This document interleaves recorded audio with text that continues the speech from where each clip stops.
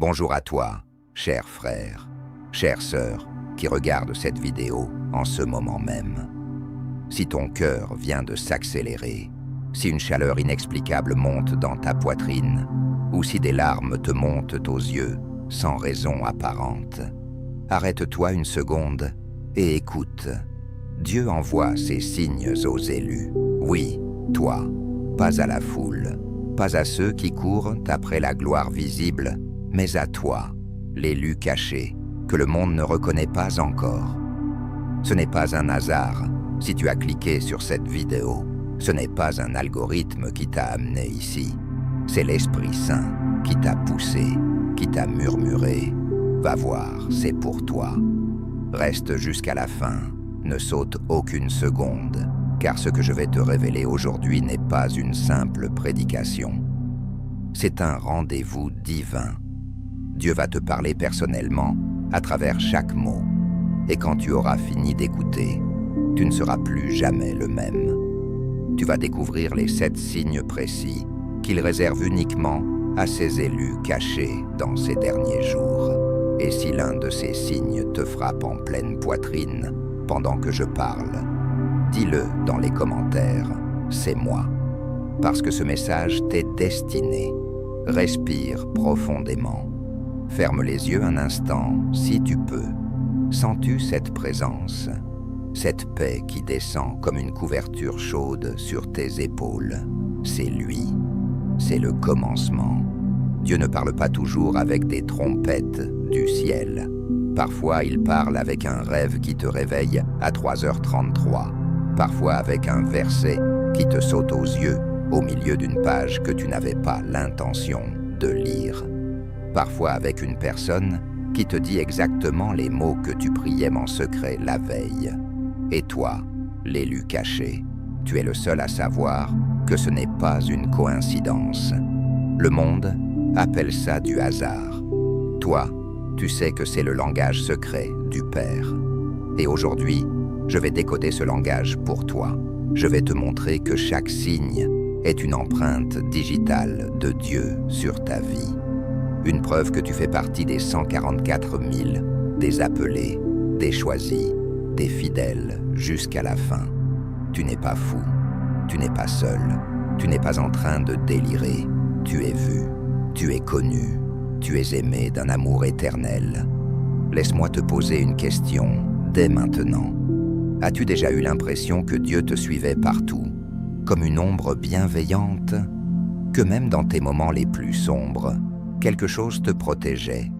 Si oui, penche-toi plus près de l'écran. Ce que tu vas entendre va confirmer ce que ton esprit savait déjà, mais que ta chair refusait d'accepter. Parce que les élus cachés portent un fardeau que personne ne voit.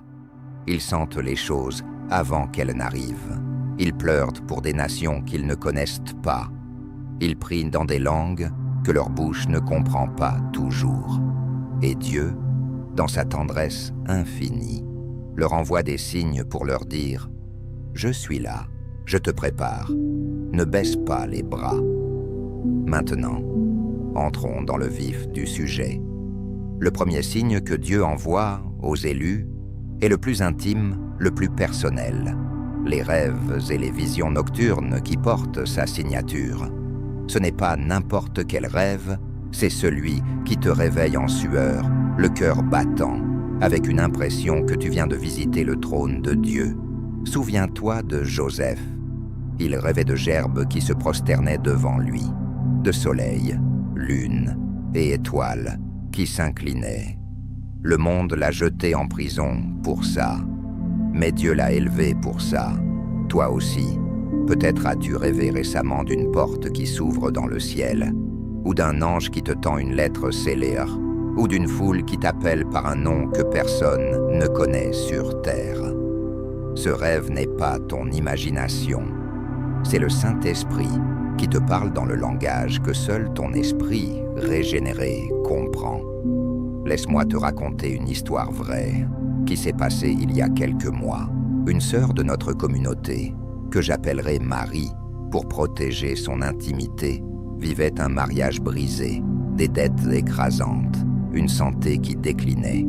Une nuit, elle rêve qu'elle marche dans un désert brûlant.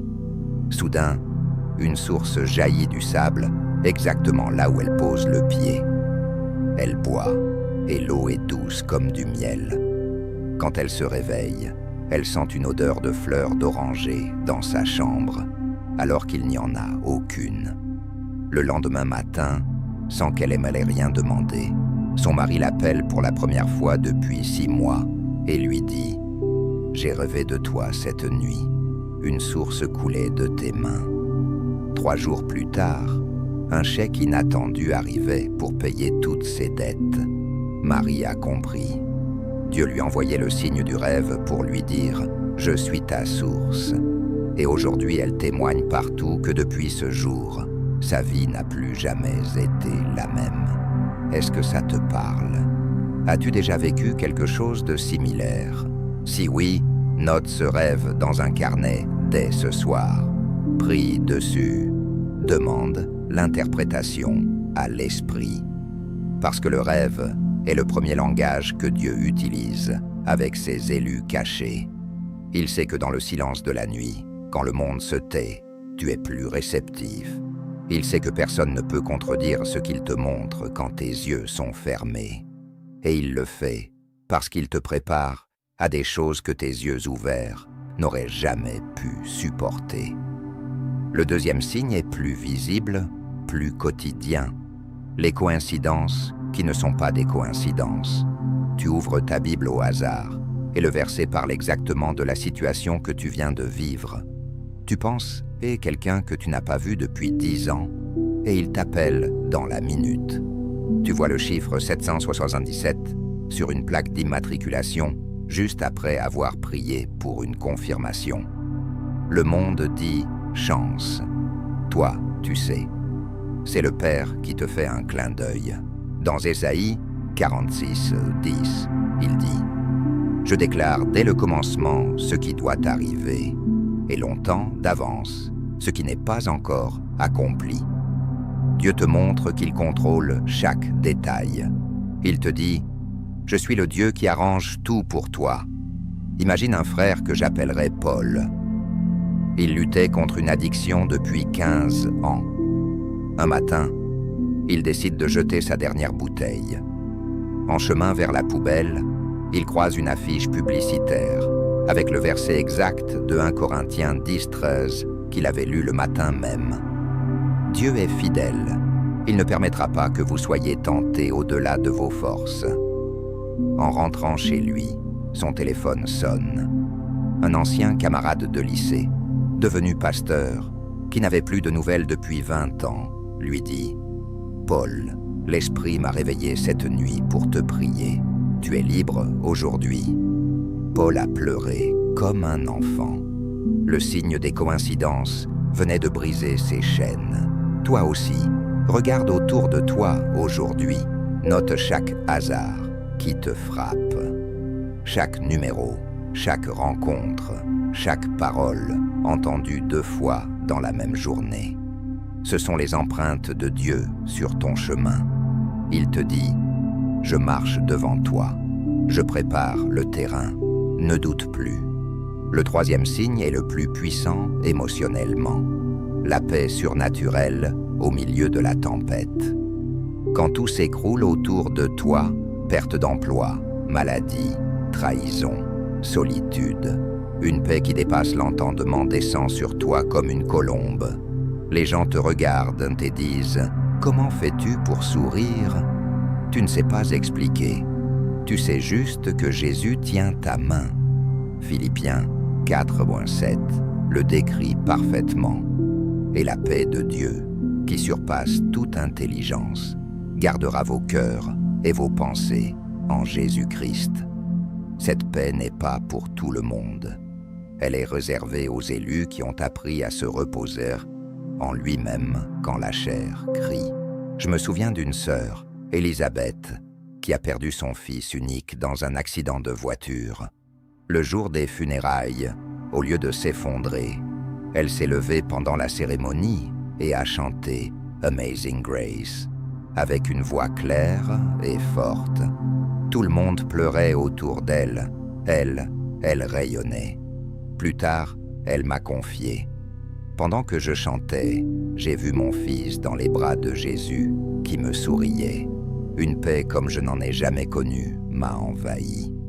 Ce signe de paix était la confirmation que Dieu l'avait choisi pour porter la consolation à d'autres parents endeuillés. Et aujourd'hui, elle dirige un ministère de deuil qui a sauvé des centaines de vies.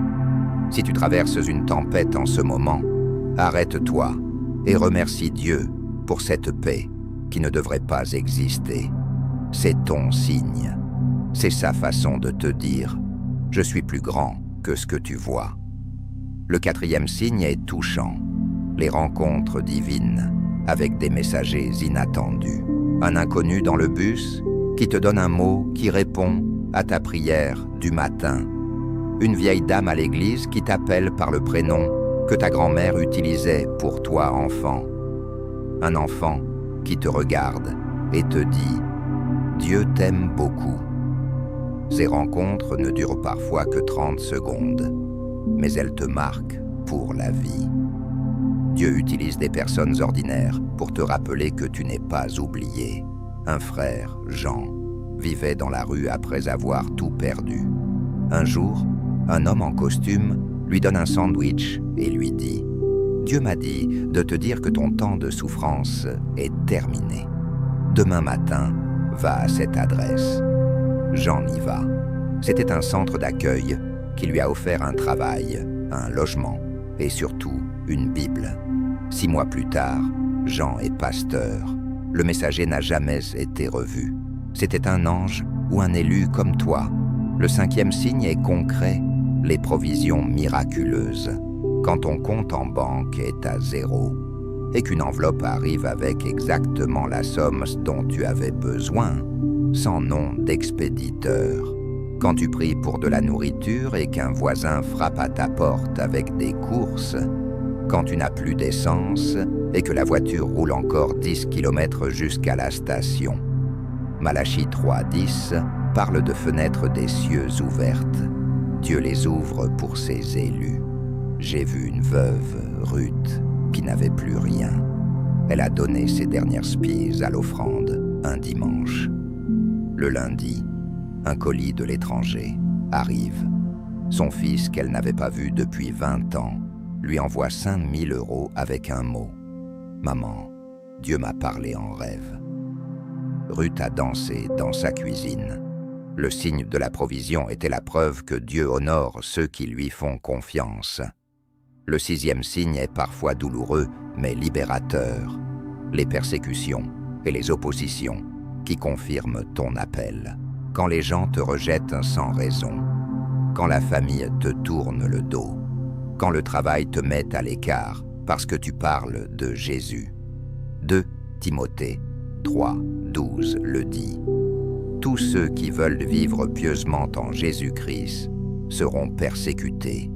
Mais pour l'élu caché, cette persécution est le sceau. C'est la preuve que tu déranges le royaume des ténèbres. Une jeune fille, Sarah, a perdu tous ses amis à l'école parce qu'elle refusait de participer à des fêtes immorales. Elle pleurait chaque soir, puis un soir, l'Esprit lui a dit « Il te persécute parce que tu es à moi. » Le lendemain, un pasteur inconnu l'a contacté sur les réseaux pour lui proposer de rejoindre un groupe de jeunes consacrés. Aujourd'hui, Sarah prêche dans les collèges. La persécution était son signe d'élévation. Le 7e signe, le plus profond, la faim spirituelle, insatiable. Tu ne te contentes plus des sermons tièdes. Tu veux plus de Dieu. Tu passes des nuits à prier. Tu lis la Bible comme si tu mangeais. Tu pleures en écoutant une chanson d'adoration. C'est le signe que l'Esprit t'appelle à un niveau supérieur.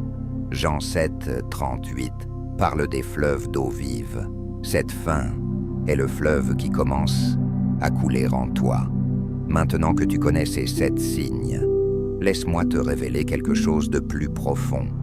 Tu es l'un des élus cachés parce que Dieu te réserve pour les temps les plus difficiles de l'histoire humaine. Les signes qu'il t'envoie ne sont pas seulement pour toi, ils sont pour te préparer à être une lumière dans l'obscurité qui vient. Tu vas devoir consoler, délivrer, prophétiser, guérir. Et chaque signe que tu as reçu jusqu'ici était un entraînement. Je veux te parler directement maintenant, comme si nous étions seuls, tous les deux. Toi qui pleures en silence depuis des mois. Toi qui te demandes si Dieu t'a oublié.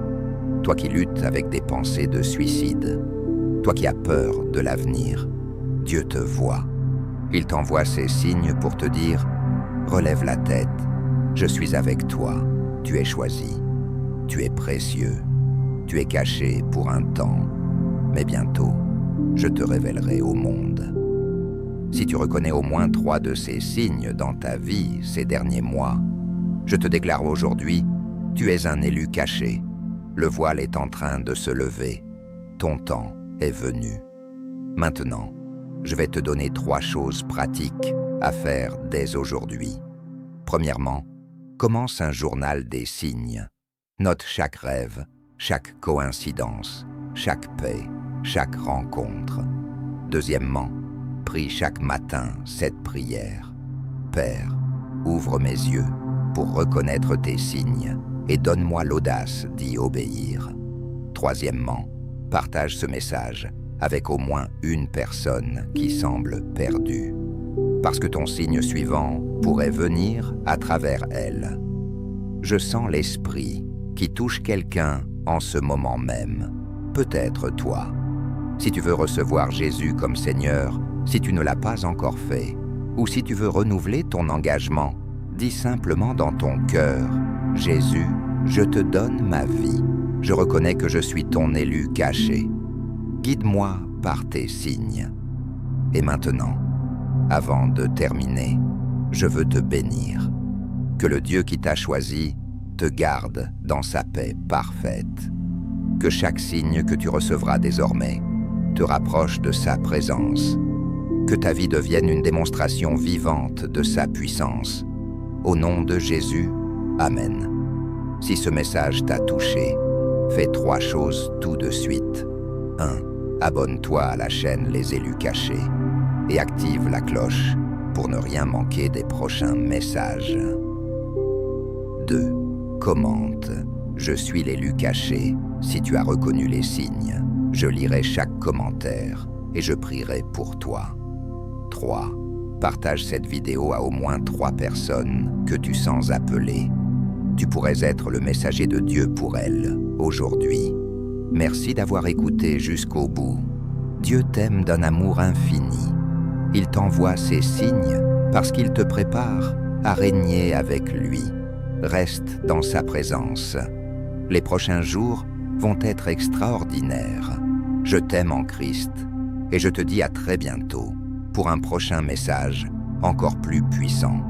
Que la paix de Dieu soit avec toi. Amen.